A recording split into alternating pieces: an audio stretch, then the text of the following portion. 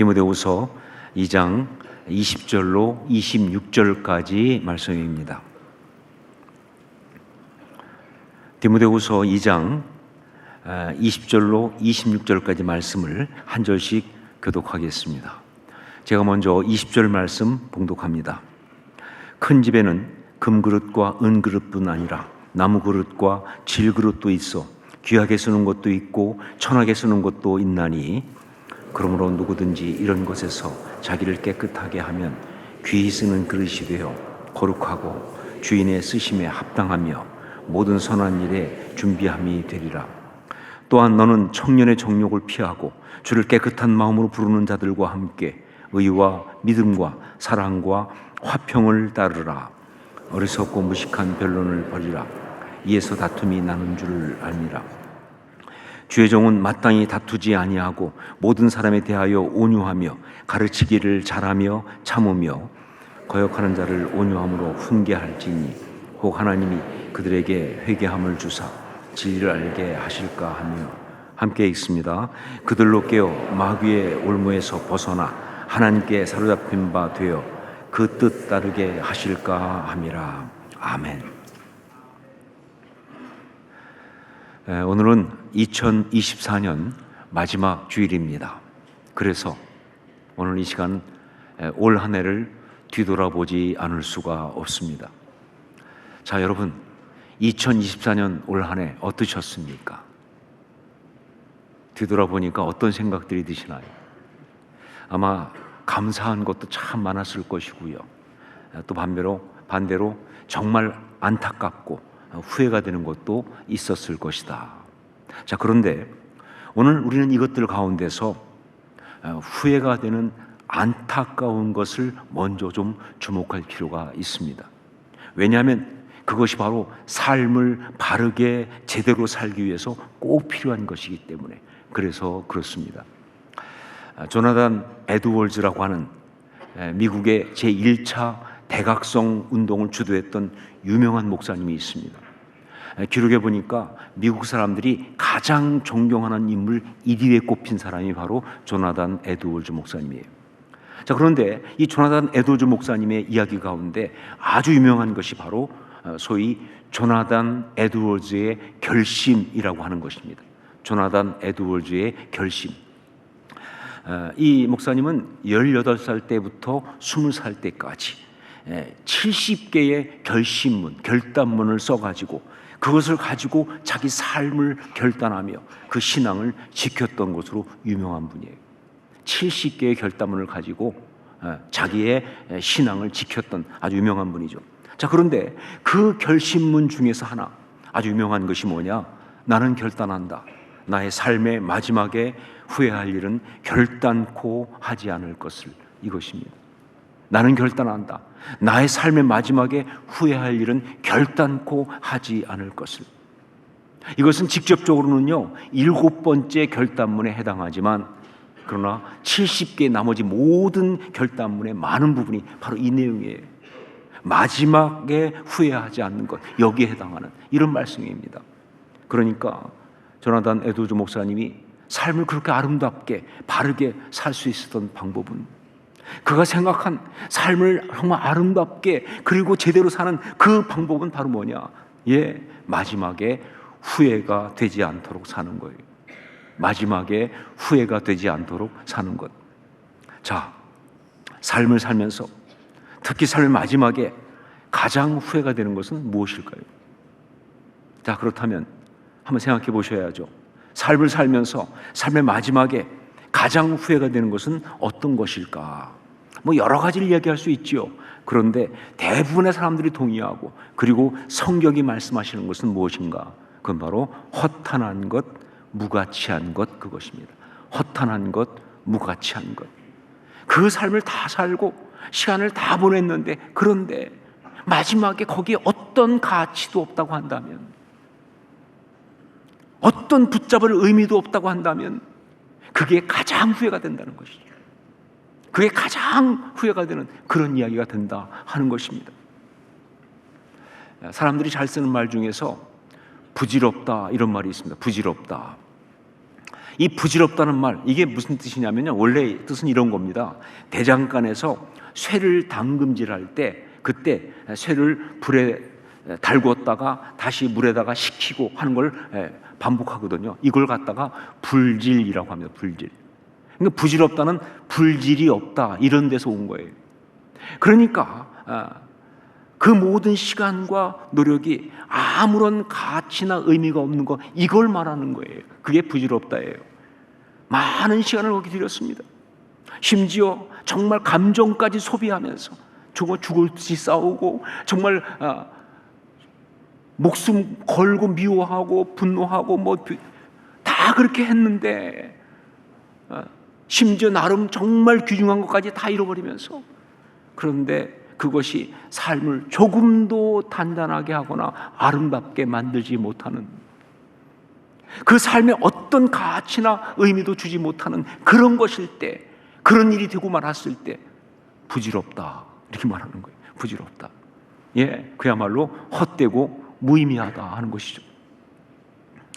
자, 이 허무한 것, 허탄한 것, 이게 왜 이렇게 심각한 문제냐? 이게 왜 이렇게 심각한 문제냐? 인생에 왜 이게 심각한 문제가 되는가 하는 것은요, 전도서를 보면 알 수가 있습니다.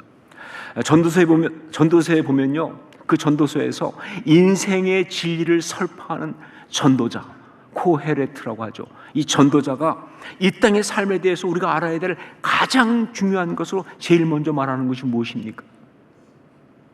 우리가 이 땅에서 하는 인생에 대해서 가장 먼저 알아야 될 것으로 제일 먼저 말하는 게 뭐예요? 그게 헛되고 헛되며 헛되고 헛되니 모든 것이 헛되도다, 이거 아닙니까? 이게 무슨 뜻입니까? 그렇죠. 죄 가운데 살아가는 모든 인생들이 그 죄로 인해서 이 삶 가운데 당하게 되는 최대의 피해가 헛됨이다, 그거예요. 예, 아프거나 가난하거나 혹은 실패하고 무너져서 고통스럽고 비참한 것, 그것으로 인생이 망하는 것이 아니라, 정말 우리 인생을 망하게 하는 죄의 그 괴계, 가장 심각한 괴계는 바로 뭐다? 헛됨이다 하는 거예요. 예, 삶을 다 살았는데 헛되다, 이것처럼 망하는 게 없다는 것이죠.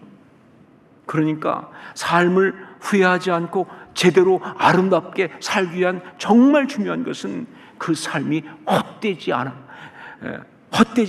것, 그 삶이 헛되지 않은 것, 그게 정말 중요하고, 바로 그 얘기는 무슨 얘기냐? 그렇죠. 가치가 있어야 한다는 것입니다. 그 삶에 의미가 있어야 한다는 거예요. 이게 정말 중요하다. 여러분, 아무리 편하게 널널하게 호식하며 살았어도요, 예, 그 삶이 남들이 볼 때 정말 대단히 잘 살았다 할 정도로, 아파트 평수도 넓고 탄 자동차도 좋은 차고 입은 옷, 먹는 것, 세계 여행 안 가본 데 없을 정도로 그렇게 살고 그랬다 할지라도, 그 삶의 마지막에 의미와 가치가 없다면, 붙잡을 수 있는 의미, 붙잡을 수 있는 가치가 없다고 한다면, 이거 정말 헛되게 산 겁니다. 그건 그야말로 실패한 인생이에요. 망했다라는 이야기죠. 하지만 반면에 아무리 힘든 시간, 어려운 시간, 각박하게 그렇게 살았다 할지라도, 정말 얼마나 힘든지, 예, 말 그대로 불질 같은 그런 시간들을 보냈다 할지라도 거기에 붙들 수 있는 의미가 있고, 예, 붙들 수 있는 가치가 있다고 한다면 그 삶은 아름다운 거예요. 그 인생은 성공한 것입니다. 예, 인생의 이 가치와 의미가 정말 중요한 거예요. 자, 그렇다고 한다면 어떻게 사는 것이 가치가 있는 것일까요? 어떻게 사는 것이 의미가 있는 것인가? 이 답이 21절에 정확히 나와 있습니다. 21절 말씀을 함께 읽겠습니다. 21절 같이 읽습니다. 그러므로 누구든지 이런 것에서 자기를 깨끗하게 하면 귀히 쓰는 그릇이 되어 거룩하고 주인의 쓰심에 합당하며 모든 선한 일에 준비함이 되리라. 주인의 쓰심에 합당하며 뭐예요? 하나님께 쓰임받는 것, 그겁니다. 예, 세상의 다른 것으로는요, 우리 인생에 진정한 가치와 의미가 생길 수가 없어요. 예, 아무리 세상에서 대단하게 성공을 했어도요, 엄청난 어떤 그런 것을 가지고 누리고 살았다 할지라도 그게 진정한 삶의 가치와 의미가 될 수 없다, 그 말입니다. 오히려 어떤 면에서 그것은요, 대단하면 대단할수록 그 삶의 마지막에 느끼는 허무는 클 수밖에 없는. 왜? 가짜였거든요. 가치인 줄 알았어요. 그게 의미인 줄 알았어요. 그래서 그렇게 죽을 듯이 힘을 다해 살았는데 마지막에 그게 아니라고, 그게 가치가 아니라고 했을 때 그 허무함을 어떻게 하면 좋으냐 그 말이에요. 저는 정말 그런 사람 많이 봅니다. 세상에 나름 성공했다는 사람들 중에서, 정말 남들이 다 우러러볼 수 있는 그런 삶을 살았다는 사람들 중에서 마지막에 이렇게 고백합니다. 내가 뭐 하려고 이렇게 아둥바둥 살았나? 난 도대체 왜 이렇게 살았나? 한두 명이 아니에요. 제대로 정신 사람은 다 그렇게 말한다 그 말입니다. 왜? 그 성공이, 그 모든 것이 진짜 가치가 아니니까. 가치인 줄 알았어 자기는. 그래서 그렇게 목숨 건 거예요. 근데 보니까 아닌데 어떡할 거예요? 어떻게 하면 좋아요? 여러분, 하지만 하나님께 쓰임받는 인생은, 그 인생이 길든 짧든, 그 인생이 높든 낮든, 그 인생이 풍요롭든 빈곤하든, 그 인생이 드라마틱하든 아니면 그냥 잔잔하든 모두가 다 아름답고 성공적인 삶이 되는 것입니다. 왜냐하면요, 하나님께 쓰임받았다라는 그것이 바로 인생의 참된 가치거든요. 예, 어떤 모양으로 쓰임받았든 간에 하나님께 쓰임받았다 하는 것이 바로 인생의 진정한 가치가 되고 의미가 되기 때문에 그런 것이다. 제가 청년 시절에 제 고향교회에서 청년들이 모여가지고 성경 공부를 한 적이 있었습니다. 교육자가 없었고 그냥 우리끼리 모여서 성경 공부를 했는데, 그러다 보니까 성경 공부 시간이 아니라 그야말로 개똥 철학과 그리고 억지 소리 많이 난무하는 그런 자리였어요. 성경을 일단 제대로 모르고 또 은혜를 제대로 못 받았기 때문에 뭐가 진짜 중요한지 모르다 보니까 그야말로 궤변을 내려놓으면서, 특히 저 같은 경우는 잘난 척했던 그런 아주 부끄러운 모습이었습니다. 그때 했던 못난 짓 중에 하나, 지금도 기억이 나는 것은요, 그때 모인 자리에서 했던 공부가 예수님의 그 순환당하시고 십자가를 지시는 그 이야기였어요. 그런데 그걸 공부하면서 제가 또 가만히 있을 수 없죠. 튀어야 되니까. 제가 거기서 모든 사람을 깜짝 놀라게 할 만한 아주 파격적인 주장을 했습니다. 뭐라고 주장했느냐? 가룟 유다는 하나님께 쓰임받았다라고. 가룟 유다는 하나님께 쓰임받은 것이다. 그러면서 제가 얘기했어요. 가룟 유다가 예수님을 팔지 않았으면 예수님이 십자가에 달려 돌아가실 수가 없었고, 그랬으면 하나님이 그 우리를 구원하시는 그 역사를 행하실 수 없었을 테니까 결국은 뭐예요? 가룟 유다는 하나님께 쓰임받은 거 아니냐, 뭐 이런 식의 주장이죠. 제가 하도 황당하게 주장하니까 같이 있었던 그 청년들이 감히 반론을 제기 못하고, 그 표정이 참 묘했는데 그땐 몰랐어요. 근데 지금 생각해보니까 그 표정은 이런 표정이었습니다. 쟤 어떻게 하면 좋으냐, 쟤 어떻게 하면 좋아 하는 그런 표정이었던 것 같아요. 자, 그런데 의외로 이런 식으로 생각하는 사람이 많아요. 저만 그런 게 아니라, 악한 것들도 결국 하나님께 쓰임받는 것이 아니냐 하는 식의, 마치 하나님의 전능하심을 어떤 이야기하는 것 같지만 하지만 궤변이죠. 그런 궤변을 늘어놓는 사람들이 굉장히 많다는 거예요. 제가 놀랬던 것은요, 한 7년 전 됐죠. 우리 호산나교회 40주년 그 영상 작업을 할 때, 그때 이제 호산나교회 역사를 다 이렇게 받아가지고 봤잖아요.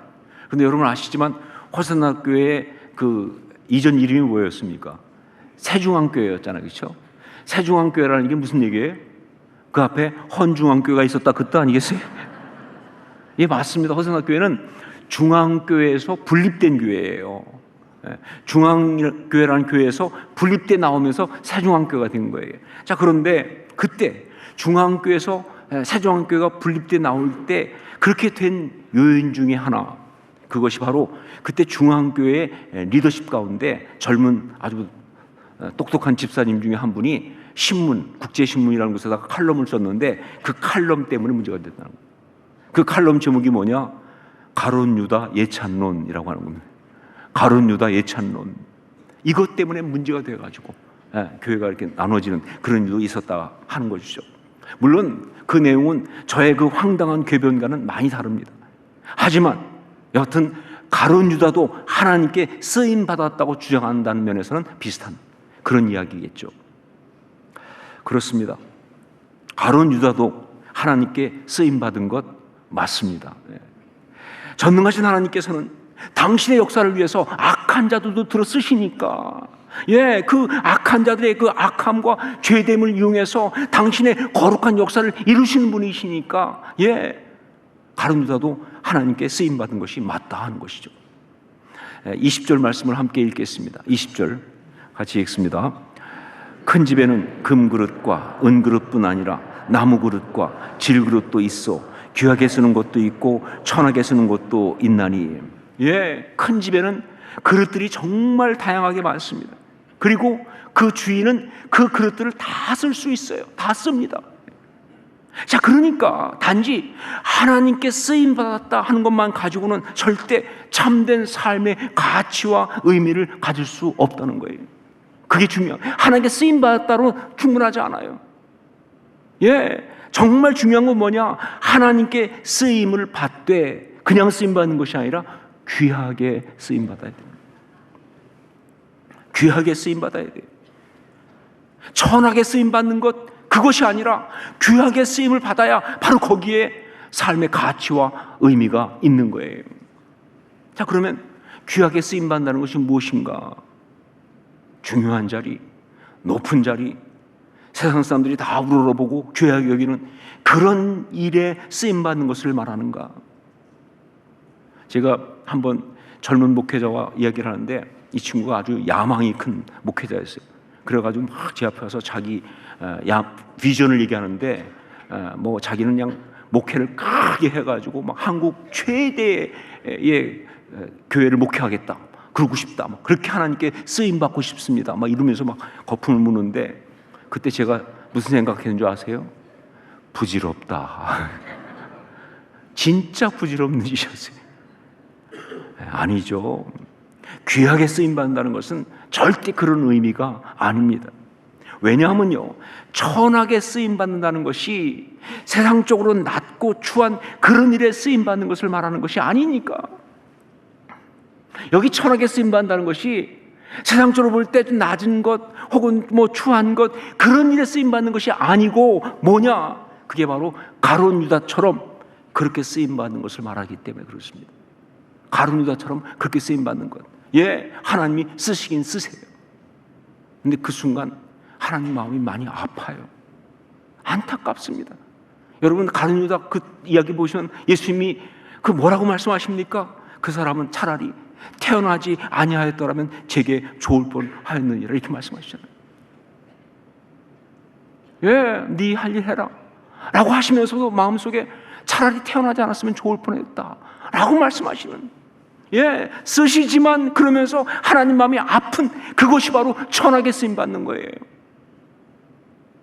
그러므로 귀하게 쓰임 받는 것은요, 그것이 어떤 자리, 어떤 역할이든지 간에 하나님이 쓰시고 통하여 영광을 받으시는, 우리 하나님의 마음이 기쁘신 바로 그것, 이게 귀하게 쓰임 받는 거예요. 그게 어떤 것이든, 그게 아무리 작은 것이라 할지라도 하나님이 쓰시고 통하여 영광을 받으시는 우리 하나님의 마음이 기쁘신, 그래서 그게 바로 귀하게 쓰임받는 것이다.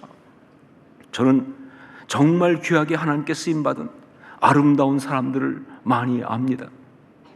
저는 평생을 조그만 시골 교회를 섬겨온 나이든 목사님을 압니다.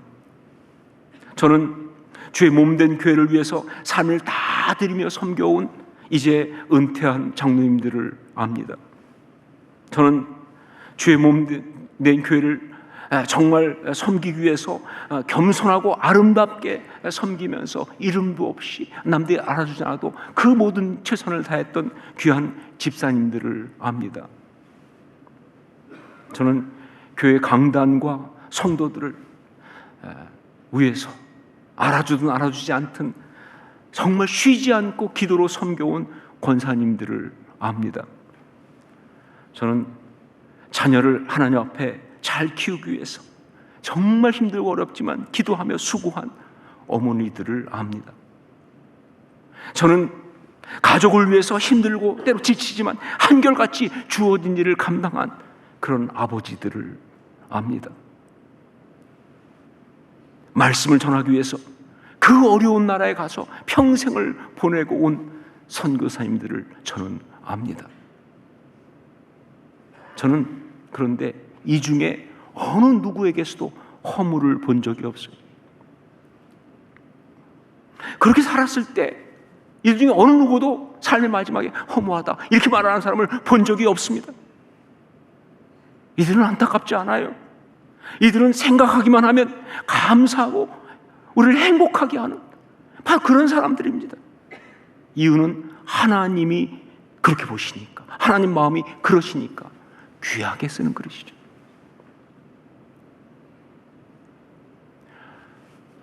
사도 바울의 경우도 마찬가지죠. 오늘 우리가 나눈 본문인 디모데후서는 그의 마지막 서신입니다. 나이 들어서 감옥에 있어요. 이제 죽을 날이 얼마 남지 않았어요. 그런 상황에서의 편지예요. 하지만 이 편지 어디에서도 허물을 찾아볼 수가 없습니다. 물론 인간이기 때문에 잠깐 그런 감상이 나오긴 나와요. 디모데후서 4장 6절, 전제와 같이 내가 벌써 부어지고 나의 떠날 시각이 가까웠도다. 인간적 감성이 잠깐 나와요. 하지만 이내 그것은 말할 수 없는 생명의 기대로 다 덮이고 맙니다.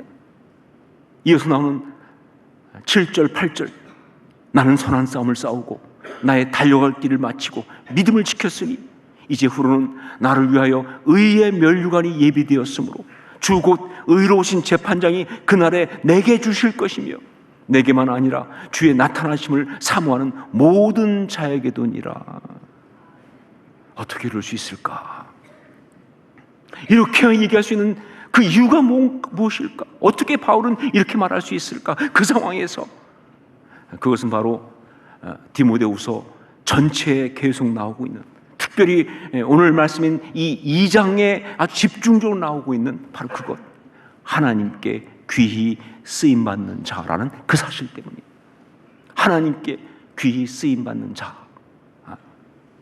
구체적으로 말하면 3절 4절에 보니까 그리스도 예수의 좋은 병사 이런 말을 했어요. 우리는 그리스도 예수의 좋은 병사다. 5절 보니까 경계하는 자 그랬어요. 우리는 하나님의 나라의 대표 선수예요. 6절 보니까 농부 그랬어요. 맡기신 그 일 감당하고 있는 농부입니다. 15절 가면 이렇게 말합니다. 부끄러울 것이 없는 일꾼. 여기서 어하나가 나왔다는 거 여러분 아시죠? 부끄러울 것이 없는 일꾼. 그리고 21절 귀히 쓰이는 그릇.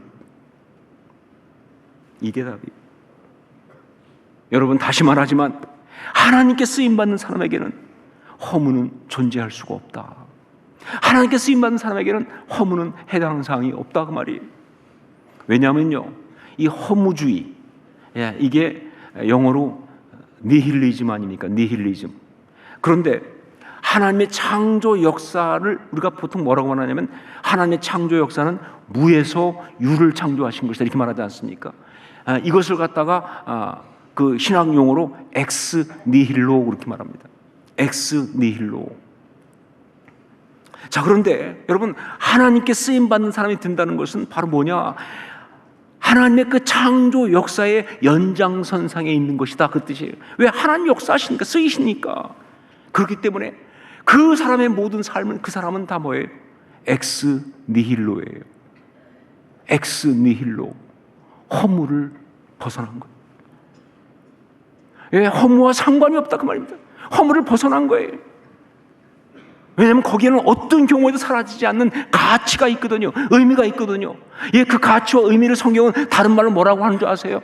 그걸 하나님의 형상 이렇게 말하는 거예요. 하나님의 형상을 지었으니까 우리.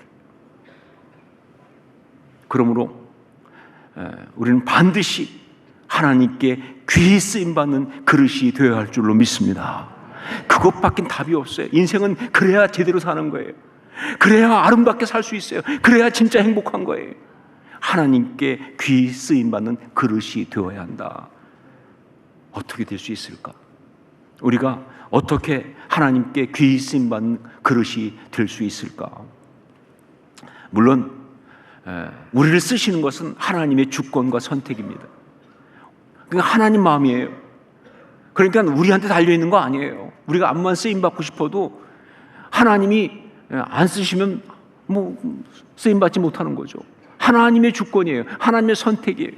그런데 여러분 아세요? 우리 하나님은요, 우리를 쓰시기 원하신다는 것을. 우리 하나님 우리를 쓰시기 원하십니다. 우리의 자격과 능력과 상관없이 우리 하나님은 우리를 쓰시기 원하시고 그리고 쓰시는 분이세요. 그러니까 이 땅에 있는 사람들 가운데 하나님께 쓰임받지 못할 사람 아무도 없어요. 다 쓰임받아요. 문제는 뭐냐? 하나님께서 이렇게 우리를 쓰시기 원하시고 쓰시지만 거기에 딱 한 가지의 조건이 있어요. 이게 문제가 돼요. 한 가지의 조건. 우리 21절 말씀을 다시 한번 함께 읽겠습니다. 21절 같이 읽습니다. 그러므로 누구든지 이런 것에서 자기를 깨끗하게 하면 귀 쓰는 그릇이 되어 거룩하고 주인의 쓰심에 합당하며 모든 선한 일에 준비함이 되리라. 뭐예요? 그 조건이 뭡니까? 깨끗해야 한다는 거예요. 깨끗해야 한다. 예, 자기를 깨끗하게 하면 귀 쓰는 그릇이 되어 거룩하고 주인의 쓰심에 합당하며 모든 선한 일에 준비함이 되리라. 깨끗해야 한다는 거예요. 하나님이 아무리 쓰고 싶어도 깨끗하지 못한 사람은 쓸 수가 없습니다. 혹시 쓰신다 할지라도 귀하게 쓰실 수는 절대로 없다. 이것을 구체적으로 말한다면 다음 세 가지입니다. 첫 번째로, 윤리 도덕적으로 더러운 사람은 주님이 귀하게 쓰실 수 없습니다. 윤리 도덕이 세상의 기준이라 할지라도 윤리 도덕적으로 더러운 사람은 주님이 귀하게 쓰실 수 없습니다. 설명할 필요가 없을 거예요. 그러니까 어떻게 해야 되느냐? 회개하고 해결해야 합니다. 그 죄를 회개하고 그 죄를 끊어야 돼요. 해결해야 합니다. 그래야 되는 거예요. 두 번째, 세속적인 욕심이 꽉 찬 마음은 주님이 귀하게 쓰실 수 없습니다. 세속적인 욕심이 꽉 찬 마음은 주님이 귀하게 쓰실 수 없다. 겉으로는 어떤지 모르지만 그 마음에 온통 자기 욕심이 가득한 사람, 인정받으려고, 권력을 얻으려고, 명예를 얻으려고, 어떤 물질을 얻으려고 하는 그 욕심이 가득한 마음을 가지고 있다면 주님이 절대 귀하게 쓸 수가 없다는 거예요. 어떻게 해야 되느냐? 그 사람은 그 옛사람을 십자가에 못 박아 처리하고 십자가에 못 박아 죽여야 되는 거예요. 그리고 새 마음, 새 가치관을 가져야 합니다. 욕심 가진 사람 하나님 절대 쓰실 수가 없어요. 새 마음, 새 가치관을 가져야 된다 하는 거죠. 세 번째는 삐뚤어지고 꼬인 심령, 상한 내면은 주님이 귀하게 쓰실 수 없습니다 하는 거죠. 삐뚤어지고 꼬인 심령, 상한 내면은 주님이 귀하게 쓰실 수 없습니다. 그 마음이 꼬였어요. 그 마음이 상했습니다. 그래서 자기 아집과 자기 편견과 자기 고집과 자기 분노와 쓴뿌리가 가득한 사람 절대 주님이 귀하게 쓸 수가 없어요. 이런 사람은요, 십자가 보혈로 치유받아야 합니다. 먼저. 그리고 순수와 아름다움을 회복해야 돼요. 하나님이 쓰실 수 있도록 순수하고 아름다움을 회복해야 되는 거예요. 그래야 쓰실 수가 있다. 오늘 말씀에는요, 바로 이 부분을 집중적으로 말하고 있습니다. 여기 보니까 말다툼, 망령되고 헛된 말, 어리석고 무식한 변론, 이런 말이 쭉 나오지 않습니까? 오늘 말씀에 나오는 사람들은 다 직분자들 얘기예요. 후메네오 같이 직분자들이에요. 그런데 직분자라고 하는 사람들이 사역자라고 하는 사람들인데 그 내면이 꼬인 사람이에요. 그 마음이 악해. 그 마음이 상했어요. 그러다 보니까 그들이 하는 일이 뭐예요? 하나님의 공동체를 파괴하는 일을 하는 거예요. 그래서 심지어 그들의 말을 오늘 말씀 보니까 아주 굉장히 놀라운 표현을 쓰고 있더라고요. 뭐라고 하느냐? 그들의 말은 악성 종양이다 이렇게 말하고. 악성 종양이다. 그러니까 십자가 보혈을 쥐어받지 않고는 절대로 하나님께서 귀하게 쓰실 수가 없는 거예요. 2024년 마지막 주일에 거룩과 성결 시리즈의 마지막 말씀으로 우리에게 주신 말씀은 바로 귀히 쓰는 그릇입니다. 귀히 쓰이는 그릇. 여러분, 우리 하나님께 귀하게 쓰임받는 그릇이 될 수 있기를 주의 이름으로 축원합니다. 여러분, 하나님께 귀하게 쓰이는 그릇 되십시오. 이 땅을 살아가는데 아니 하나님 앞에서 천한 그릇이 될 수는 없잖아요. 하나님께 귀히 쓰는 그릇이 될 수 있기를 주의 이름으로 축원합니다. 그러기 위해서 날마다 십자가 앞에 나가세요. 날마다 자기의 죄성을 못 받고 옛사람을 못 받고 그 십자가 보혈로 자신을 깨끗이 하셔야 합니다. 그러므로 우리 하나님이 기쁘게 사용하시는, 우리 하나님이 사용하시면서 감동하시는 그런 아름다운 인생이 되시기를 주의 이름으로 축원합니다. 기도하겠습니다.